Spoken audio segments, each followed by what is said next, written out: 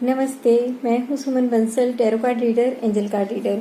जैसा कि मैंने सुबह आप सबसे प्रॉमिस किया था कि शाम को फिर एक वीडियो लेकर आऊंगी और जो आज सेकंड डे का अफर्मेशन है मैं वो आपको दूंगी। तो सबसे पहले तो आप ये बताइए कि जो अफर्मेशन मैंने आपको सुबह दी थी नवरात्रों के लिए, ताकि हम अपने थॉट प्रोसेस को अच्छा कर सकें, उसमें कुछ चेंज ला सकें और हमारी साधना के मार्ग में जो छोटी छोटी कमियां हैं उनको हम दूर कर सकें, उस अफर्मेशन को सुबह से लेकर अब तक किसने प्रैक्टिस किया है। देखिए, ये बहुत इम्पोर्टेंट होता है। सबसे पहले हमें अपने मनोविकार को दूर करना होता है, अपनी कमियों को दूर करना होता है, अपने आप को अच्छे अच्छे विचारों से एनर्जाइज करना होता है, चार्ज करना होता है। और जब हम अपने आप को इस लायक बना लेते हैं तब हम आगे बढ़ने का सोच सकते हैं। तो सेकंड डे की जो अफर्मेशन है, जो आज आपने पूजा करते समय अपने आप को देनी है, वो है I will stop judging people. जी हाँ, I will stop judging people. हम कहाँ अटक जाते हैं, हमें समझ ही नहीं आती जब हम दूसरों को जज करना शुरू कर देते हैं। हमें अपने आप से मतलब होना चाहिए।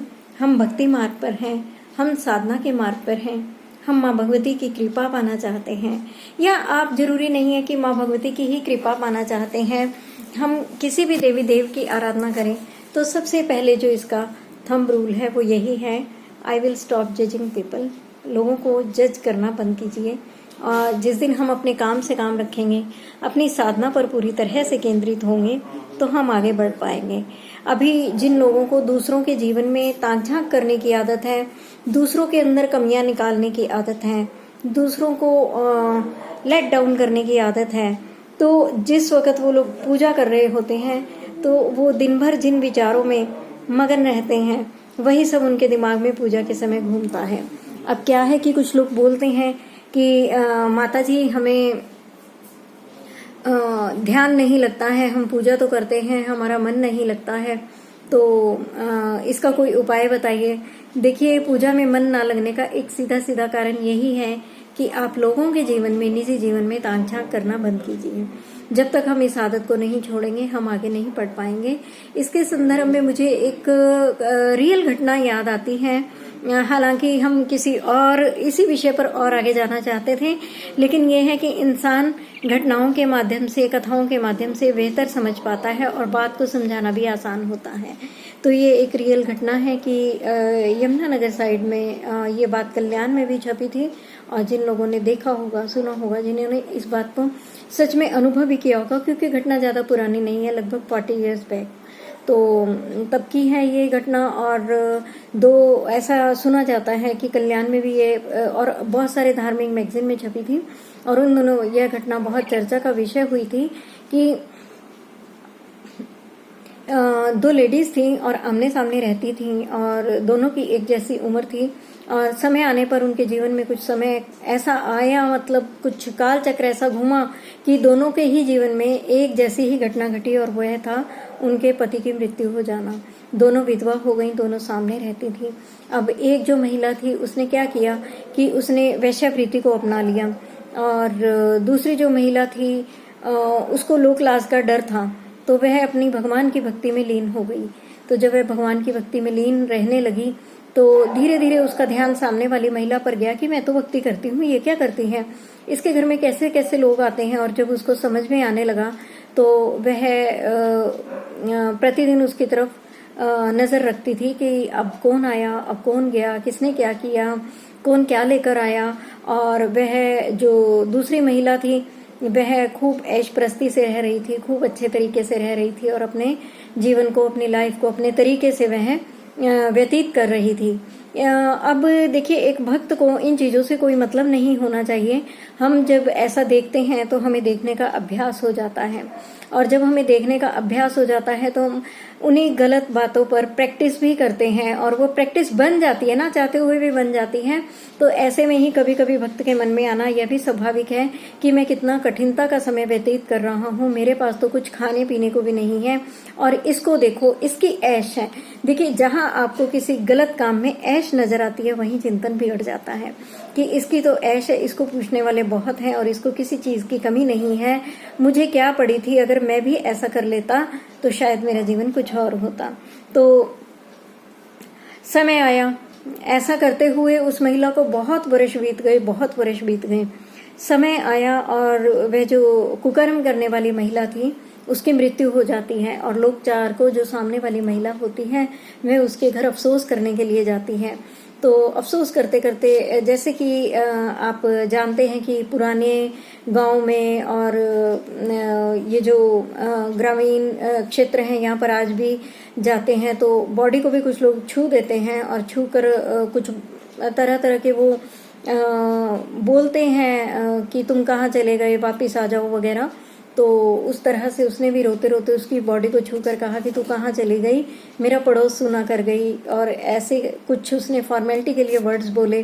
तो जब उसने बोले और उसको छू कर बोले तो उसका हाथ उसको चिपक गया, और जब उसका हाथ चिपक गया तो वह बहुत छुड़ाने की उसने चेष्टा की, लेकिन कुछ नहीं हो सका। करते करते घंटों व्यतीत हो गए। उस लेडी का रो रो कर बुरा हाल हो गया और वह सोचने लगी कि मैं कहाँ आकर फंस गई। चलो अब कोई चारा नहीं था। शाम हो गई तो लोगों ने बोला कि अब इसका तो संस्कार करना ही है, तो क्यों ना इस महिला का हाथ काट दिया जाए। तो वो जोर जोर से रोने लगी कि नहीं, मेरा हाथ नहीं काटना, मेरा हाथ किसी कीमत पर नहीं काटना। तो लोगों ने इन बिटवीन लोगों ने तांत्रिक, मांत्रिक, ओझा, जो कुछ भी वो कर सकते थे उन सब लोगों को बुलाया और उसका हाथ अलग करवाने की कोशिश की, लेकिन वह झाड़ फूंक से किसी भी प्रकार से नहीं हुआ। अब वह जोर जोर से रोने लगी कि मेरा हाथ नहीं काटना। तो लोगों ने बोला कि ठीक है, अगर तुम्हारा हाथ नहीं काटना तो तुम्हें तो इसके साथ ही जलाना पड़ेगा, बोलो। तो वह और जोर से रोने लगी और भगवान को याद करने लगी। यह सब घटनाएं जो बीतती हैं हमारे जीवन में, ये सब शिक्षा देने के लिए होती हैं। तो भगवान तो कहीं गए नहीं थे, पास ही थे और उन्हीं की प्रेरणा से ये सब कार्य हो रहे थे। तो भगवान वहां पर एक साधु का रूप धारण करके आते हैं। तो भीड़ को चीरते हुए एक संत पहुंचते हैं और पूछते हैं कि यहाँ क्या हुआ है, इतनी भीड़ क्यों लगी है, इतना हल्ला क्यों है। तो उन्होंने, जो वहाँ लोग थे, उन्होंने उनको वह सारी घटना बताई। तो उन्होंने कहा कि मैं प्रयास करके देखता हूँ। तो उन्होंने बोला कि ठीक है, जहाँ इतने लोगों ने किया आप भी कर लीजिए, शायद कुछ हो जाए। तो वे उस महिला के पास जाकर बैठते हैं और उसे बोलते हैं कि देख, सारी उम्र तुमने भगवान की भक्ति में बिताई, लेकिन वो भगवान की भक्ति नहीं थी। चिंतन तुम्हारे मन में इस वैश्या का चलता था और तुम ऐसा ऐसा सोचती थी। उस चिंतन के प्रभाव से क्या हुआ कि तुम्हारे जो पुण्य कर्म थे वे तुम्हारे ना होकर इस वैश्या को मिल गए। इस वैश्या को क्यों मिले?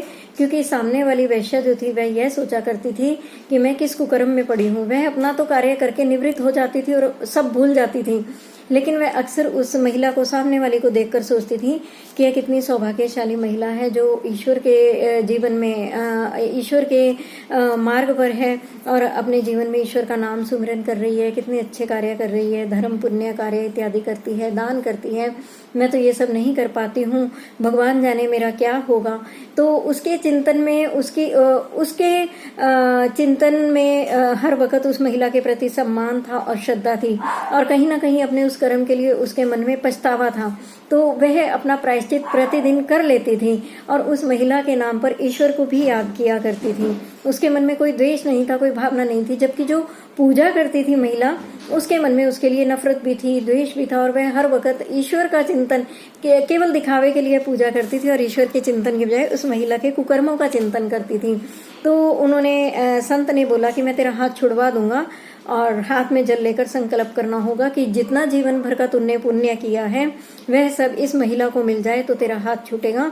और आइंदा के लिए भी तुझे संकल्प करना होगा कि जो कुछ भी तुम इस जीवन में पुण्य कर्म करोगी वह सब इस महिला को मिलता जाएगा। मरता क्या ना करता। तो उस महिला ने वह शपथ उठाई और जैसे ही हाथ में जल लेकर संकल्प किया गया, उस महिला का उससे जो है हाथ छूट गया। तो ये बहुत एक शिक्षाप्रद घटना है, सच्ची घटना है।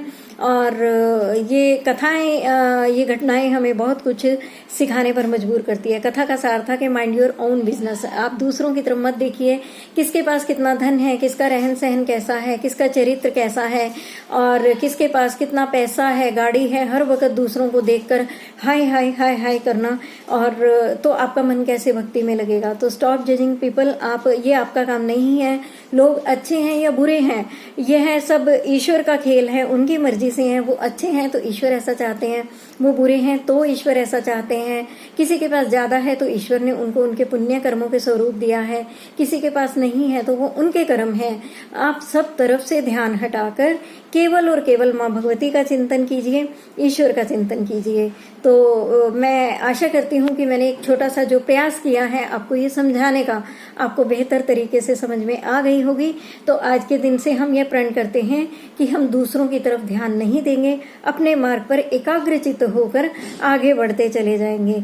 धन्यवाद।